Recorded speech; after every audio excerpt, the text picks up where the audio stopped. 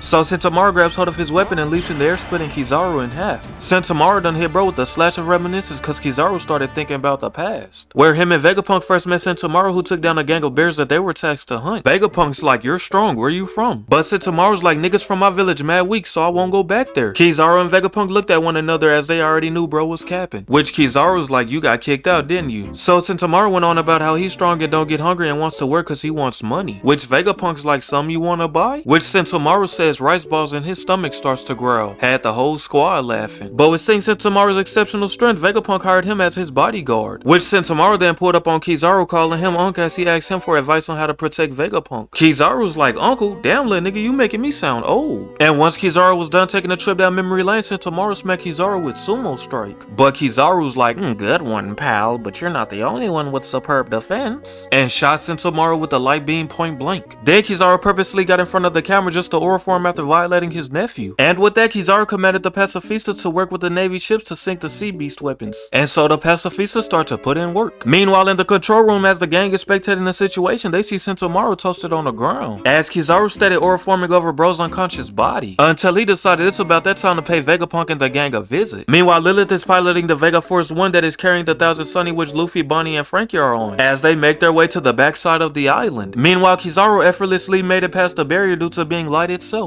And I'ma say it, bro, every time this man Kizaru steps on the scene, it's an oroform. Bro has no business being this clean and nonchalant about it too. Man, he just like me. And as Usopp's in the control room panicking, Stussy's in her own world drinking coffee as she spectates. But this is where things starts to go south. You see, this man Lucci was so hyped about his comrade stepping on the scene that he decided to attempt to finger Vegapunk. Pause. But Stussy pulled up for the save, as everyone's in shock. Sanji, being a big brain playmaker as per usual, he uses the bubble gun Nami got from Lily to trap Kako in the bubble so he don't get hyped and try to attack something like Lucci just did. So Zoro pulled up on Lucci and they clashed, and Zoro was like, you trying to show out cause your partner stepped on the scene. People like Lucci are the type of niggas you do not want to invite to the function cause he'll start acting mad different in front of the hoes. As Zoro and Lucci standing there in the clash, you already know Lucci was feeling himself, thinking he just stopped Zoro attack with a single leg, until Zoro showed Lucci why he can't fuck with him and sent him crashing through the building, hitting him with a stage transition. And the crazy part is, Zoro ain't even equipped to do it yet, and Lucci's still getting bitched. Lucci ain't on shit for real. Meanwhile, as expected, Kizaru steady oroforming. Like, bro, calm down, we see the fit. Like, this amount of oroform coming from one man in a single episode is absurd. Seriously, a whole event just played out and bro still in that one spot. Like, don't you have a mission to accomplish, sir? But I suppose oroforming paid off because he ended up spotting the Vega Force that's carrying the Straw Hat's ship. So he goes down to see what's up. Now, bro, this is why Luffy's a dog amongst dogs. As Bonnie and Frankie spots Kizaru, they were in search for Luffy, which bro was already heading off the ship, didn't tell the gang gang a damn thing. It was on sight for bro. And Kizaru was trying to speak, but Luffy ain't with her talking and pulled up as Kizaru was mid-sentence and started doing some oral forming of his own with these unnecessary ass spins of the air and tried to boom Kizaru's shit, but bro blocked it. And as Luffy looked at Kizaru, menacing as hell, Luffy lets Kizaru know that they're 100 times stronger than they were 2 years ago. Bro, I'ma stamp this right now. No one in anime has better on-sight moments than Luffy. Bro is the embodiment of when I see you, you run in my fade, gang. There's no way out of it. And panning to the previous day at Mirijois, Kuma is on the move to reunite with his daughter Bonnie, as he fends off soldiers until this man Akainu pulled up. And Akainu came to the conclusion that if Kuma can't be controlled, then they can't let a dangerous guy like him walk free. So he pulled up smacking Kuma in the face with Hellbound. And to no surprise, even while injured, Kuma manages to get up from that shit like he was never hit. And with that, Kuma takes off cause he has somewhere to be. But Akainu's like, wait. Like, nigga, what you mean wait? Why would anyone wait for someone who's attacking them? Like, make it make sense. And with that, Kuma makes his escape. Meanwhile, Akainu is standing in deep thought and takes a trip down memory lane, where he confronted Bonnie as she's chained up on the burning island. And he tells her how Kuma lost his sense of self and will never return, as he volunteered to be reborn as a weapon. But Bonnie ain't buying it. And once Akainu was done taking a trip down memory lane, he stands there wondering where Kuma is headed. And panning back to the present day at Egghead, Luffy's now in Snake Man spamming Kizaru with punches as Kizaru blocking them all with ease. And Kizaru tells Luffy he can see how he defeated Kaido, saying he's quite strong. Nah, that would've got me heated cause like, why you mocking me as you're making light work of my attacks? It's like Kizaru's trying to purposely get Luffy heated. But Kizaru's confused on why a pirate wants to protect Vegapunk. Luffy's like, you tell me, why do you want to kill old man Apple? As he goes in for another attack, which Kizaru casually kicks away. And Kizaru's trying to tell Luffy that that's not what he wants to do, but you know Luffy stay cutting niggas off. So now Kizaru's high in the air, and you know one thing I noticed about Kizaru is that he always speaking to himself out loud. So Kizaru's like, I don't want to kill him. Me and bro go way back, so I appreciate it if you stay out of this. Like, my nigga, come down here and repeat what you just said. I cannot hear you mumbling high in the air while I'm on the ground. My ears just don't work that way, gang. So Kizaru fires a light beam, which he then accelerates and blitz Luffy, kicking him into Vega Force, causing the robot's lower half to be destroyed as Luffy is sent flying through the barrier. And with the Vega Force now destroyed, Lilith takes notice of the situation and tells Frankie and Bonnie to run. And she tries to let them know that it was going to explode, but there wasn't much time for talking, so they turned on it just as Vega Force detonates. And Lilith is upset that their dream robot is now destroyed. Meanwhile, Frankie went to check on the Sunny, which Bonnie's was like, my nigga, Luffy was sun flying too. But suddenly Kizaru pulled up and Bonnie wasted no time grabbing what she could off the ground and swung on bro, attempted to H him with her ability. But Kizaru said, get that weak shit out of here.